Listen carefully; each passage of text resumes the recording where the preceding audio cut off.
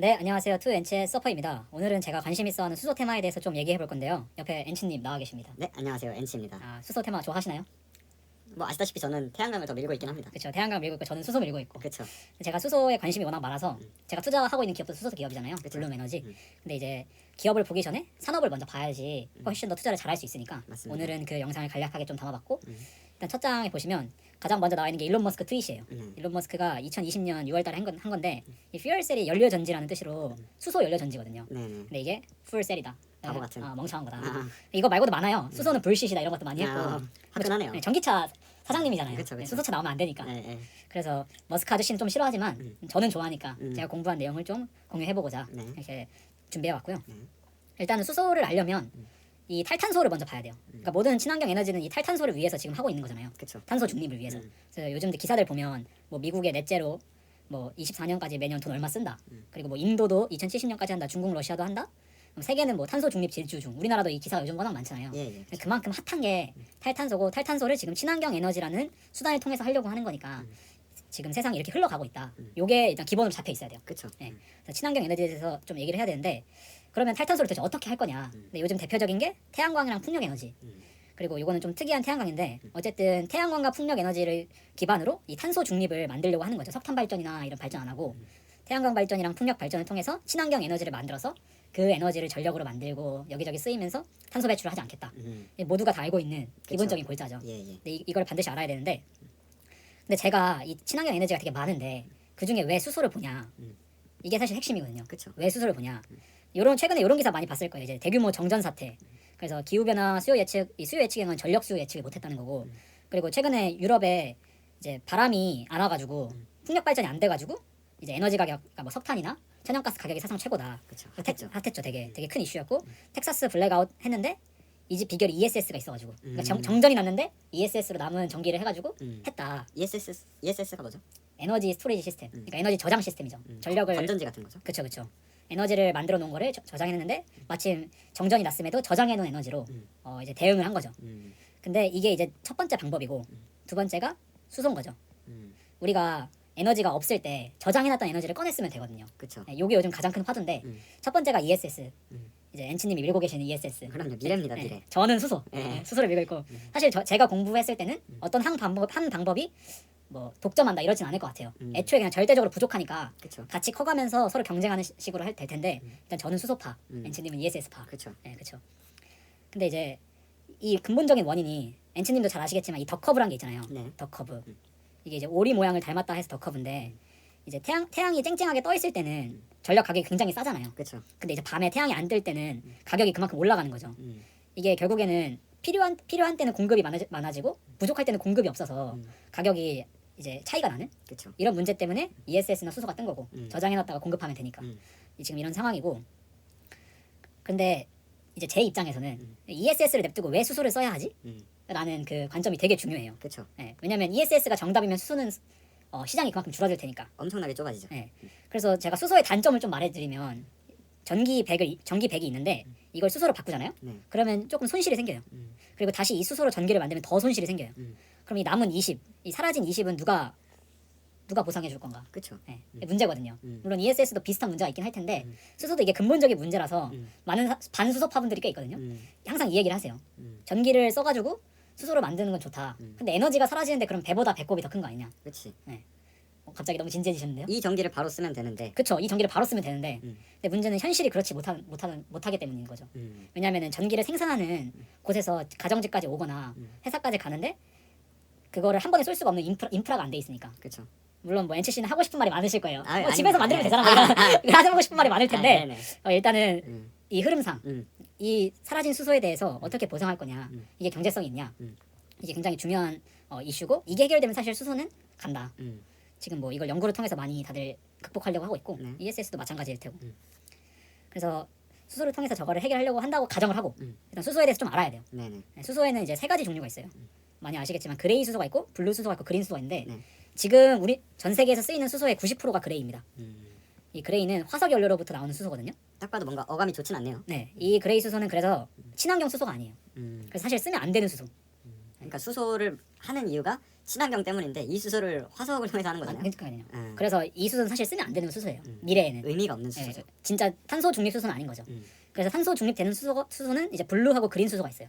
블루는 이 그레이 수소를 만들 때 나온 탄소가 있는데 그거 탄소를 포집해서 탄소 배출을 0으로 만들겠다라는 의미의 수소가 블루 수소. 그래서 여기에는 CCS라는 카본 캡처 스토리지라는 게 있어요. 탄소를 캡처한 다음에 붙잡아둔 다음에 저장한다.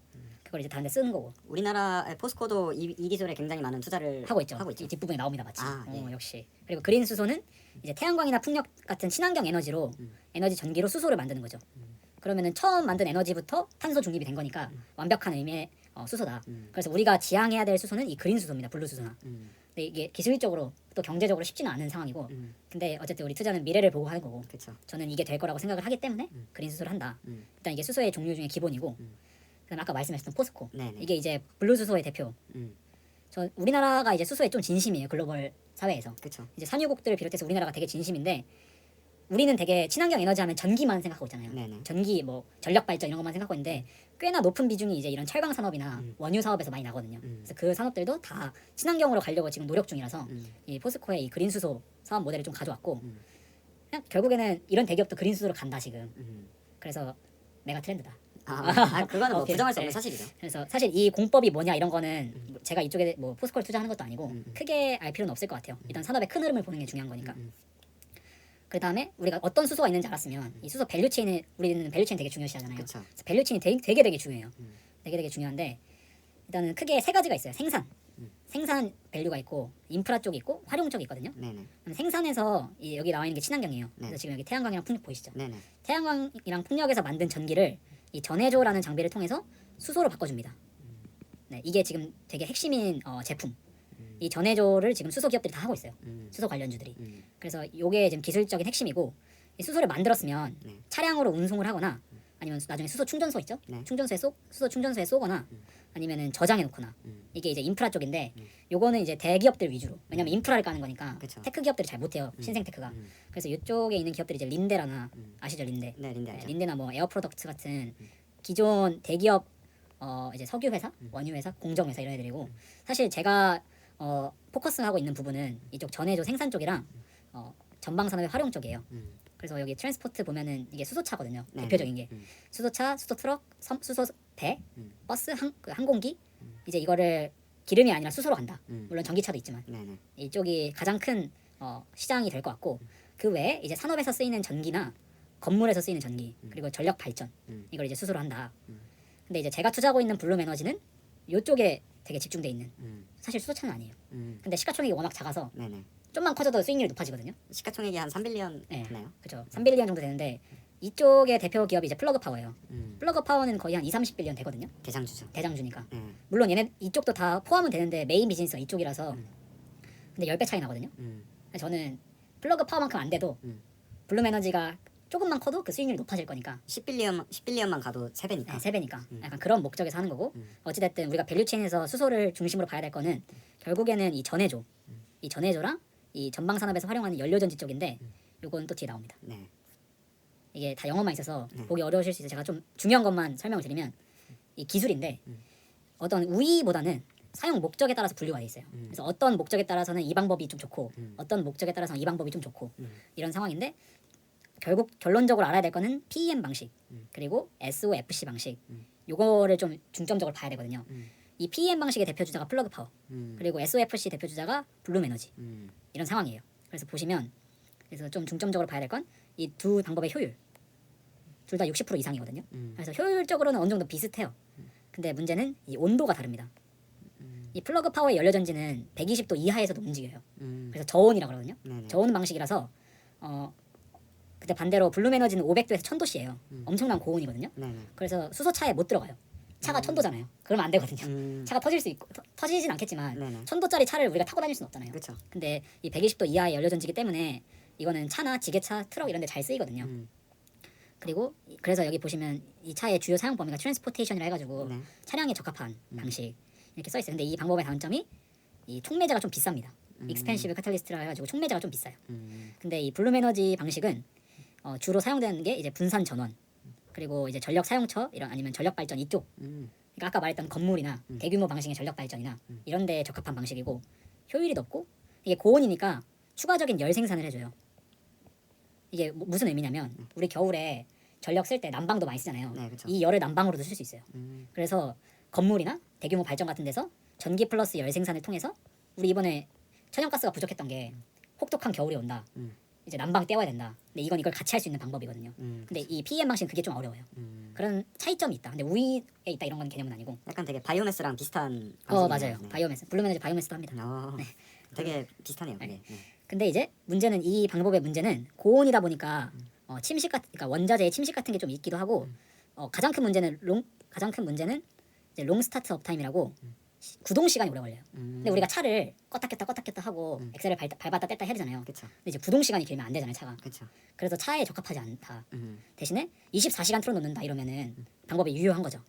그래서 아까 말했던 모빌리티 쪽은 이제 플러그 파워가 먹을 거고 물론 플러그 파워도 이쪽을 하긴 합니다. 근데 이쪽에서 이 방식보다 더 효율적이냐는 저는 아니라고 생각하고 반대로 블룸에너지는 이제 빌딩이나 발전 이런 위주인데 반대로 차를 할 수는 있겠죠. 네네. 근데 얘네보다 경쟁력 있을 거냐? 그건 안 된다. 라는 게 제가 공부했던 결과고 나머지 세 방식도 있는데 요거는 크게 알 필요는 없었을 것 같아요. 그럼 엔드마켓에서 어쨌든 플러그 파워랑 블룸에너지랑 바라보는 방향이 다르고 그쵸. 우위도 다르다. 그쵸. 서로 침범은 하려고 하지만 그게 될까라는 게 제 결론이에요. 침범은 해봤자 서로 우위가 다르기 때문에 그쵸. 먹는 시장이 다르다. 근데 이제 서퍼님은 이제 플러그 파워는 어느 정도 주목을 받은 기업이라 시가총액이나 이런 면에서 이제 블룸보다 비싼데 그쵸. 블룸은 충분히 이제 받을 만한 기술을 갖고 있는 앤데 아직 싸다. 그쵸. 그게 메인 포인트고 플러그 파워도 많이 성장할 것 같아요. 저는 그렇게 보고 있고 플러그 파워가 100빌리언이 되면 4배 정도 되겠죠. 그쵸. 근데 블룸 에너지가 10빌리언 아까 얘기했던 10빌리언만 돼도 3-4배. 그래서 그 포인트도 있고 그리고 제가 예전에도 말씀드렸지만 이 PS 비율이 너무 차이가 심해요. 이거는 지금 거의 2-30배인데 PS가 2-30배인데 높을수록 비싼 거죠. 그래서 높을수록 비싼 건데 얘는 거의 20배 정도 넘는데 얘는 지금 2-3배? 그래서 저는 이 같은 밸류에이션 받기만 해도 쏜다. 이거에 대한 이유는 찾으려고 많이 노력을 하셨잖아요. 많이 노력을 해서 어느 정도 찾은 것 같긴 한데 네. 그거는 제가 블룸 에너지 기업 분석 영상을 따로 찍을 거고 자료는 준비돼 있으니까. 찍으실 거죠? 예. 알겠습니다. 그만해. 알겠어요. 예, 찍을 거예요. 네. 그래서 아무튼 저는 블룸 에너지 좋게 보고 있긴 한데 플러그도 워낙 좋다. 네. 좋다고 생각을 해요. 네. 그래서 제가 이제 수소 관련 기업 관련해서 좀 추천은 아니고 공부할 때 어떻게 하냐면 이렇게 산업을 먼저 쫙 보고 어떤 차이점이 있고 밸류 체인이 어떻고 왜 이 산업이 뜨는지 이런 당위성을 공부하고 나면 이 관련 ETF를 꼭 봅니다. 그래서 이 수소 ETF 이렇게 대표적인 ETF가 3개 더 있기도 한데 3개 가져와서 보면 이 HYDR ETF를 보면 블룸 에너지가 비중 1위에요. 12%로. 그리고 플러그 파워 바로 있고 발라드 파워, 퓨얼셀 파워 얘네가 이제 수소 관련주 4개가 대표 종목인데 얘네가 있고 지금 이 다른 옆에 있는 ETF도 보면 플러그 파워, 발라드 파워, 블룸 에너지, 퓨얼셀 에너지 이렇게 나오죠 4개. 그리고 이 HDR로도 플러그 파워, 퓨얼셀, 발라드 파워, 블룸. 그러니까 얘네는 거의 필수로 들어가는 종목들. 근데 얘네도 블룸이랑 플러그랑 발라드랑 퓨얼셀 다 조금씩 달라요. 네, 조금씩 다른데 그중에 전 블룸을 사고 있는 거고. 그러니까 다 이제 어찌됐든 블룸이 시가총액이 굉장히 작은데도 불구하고 대표 수소 글로벌 펀드에서는 탑5 홀딩스 안에는 다 들어가 있네요. 그쵸. 그러니까 아까 우리 나왔던 린데 여기 들어있고 린데 들어있고 그리고 우리가 알만한 이제 뭐 두산 퓨얼셀, 세레스 파워가 이제 유럽에 있는 블룸 에너지라고 보시면 됩니다. 네, 이런 기업도 있고 그래서 요런 ETF를 봐서 공통적으로 높게 들어가 있는 종목들이 있어요. 근데 그런 애들이 대장주고 산업에서 관심을 받고 있는 기업들이기 때문에 사실 수소 테마를 공부해보자 하면 되게 막막하잖아요. 그렇죠. 근데 이렇게 해서 먼저 시간을 줄일 수 있어요. 스크리닝 해가지고. 꿀팁이네요. 네, 그래서 이렇게 공통된 종목들을 찾아가지고 어떤 종목인지 알아보자 하면은 시간을 줄여서 더 빨리 할 수 있다. 뭔가 오늘은 저희가 테마 영상을 처음 찍어보잖아요. 그쵸. 그래서 좀 중구난방식으로 좀 되긴 했는데 결론적으로 저는 수소가 아까 말했듯이 친환경 에너지에서 저장 부분에서 많이 쓰일 거고 나중에 그게 활용까지 되겠죠. 그래서 그 포인트를 좀 많이 잡고 있고 다들 많이 아시는 플러그 파워보다는 블룸 에너지를 좋게 본다. 근데 플러그 파워가 나쁘다는 게 아니라 그냥 돈 많이 벌려면 블룸이 낫지 않을까. 더 매력이 있다. 네, 수익적인 측면에서 이런 게 오늘 좀 이해가 되셨나요, 수소가? 저는 잘 됐습니다. 아, 잘 됐나요? 네. 근데 제가 이해하는 건 별로 중요하지 않은 것 같은데 구독자가 돼야 되는데 네, 구독자분들은 뭐 어떠셨는지 모르겠는데 이게 저희가 산업 공부에 시간을 되게 많이 쓰잖아요. 많이 쓰죠. 근데 이제 이걸 영상으로 담아내기가 사실 이것도 굉장히 많이 생각하신 걸 거예요. 근데 맞아요. 이제 이런 부분들은 저희가 이제 앞으로 시행착오 겪어가면서 그쵸. 영상 여러 번 블룸은 어차피 뭐 10년 투자하실 거니까 10년 그 안에 될 것 같아요. 그 안에 된답니다. 어쨌든 계속해서 투자를 하시니까 네. 중간중간 이제 실적 발표도 팔로우업 하면서 팔로우업해야죠. 그럼 점점 더 이해가 되실 거라고 생각을 합니다. 그렇죠. 그리고 저희가 사실 블로그에는 되게 정성 들여 썼잖아요. 그쵸. 그래서 이 글을 보는 게 더 빨리 정리가 깊게 될 수도 있어요. 음. 왜냐하면 영상은 저희가 아직 낯설다 보니까. 네네. 그래서 이 블로그도 보시면 도움 많이 될 것 같고 수소 관련해서는 제가 계속 올릴 거라서 앞으로 관심 있으시면 지켜보시면 될 것 같습니다. 네, 오늘 너무 잘 들었습니다. 네, 고생하셨어요. 옆에서 듣느라. 저는 뭐 재밌었습니다. 이런 거 재밌었습니다. 항상 재밌습니다. 저는. 그래서 오늘 영상은 여기까지 하고 네. 다음 영상에서 만나는 걸로. 네, 그럼 안녕. 안녕.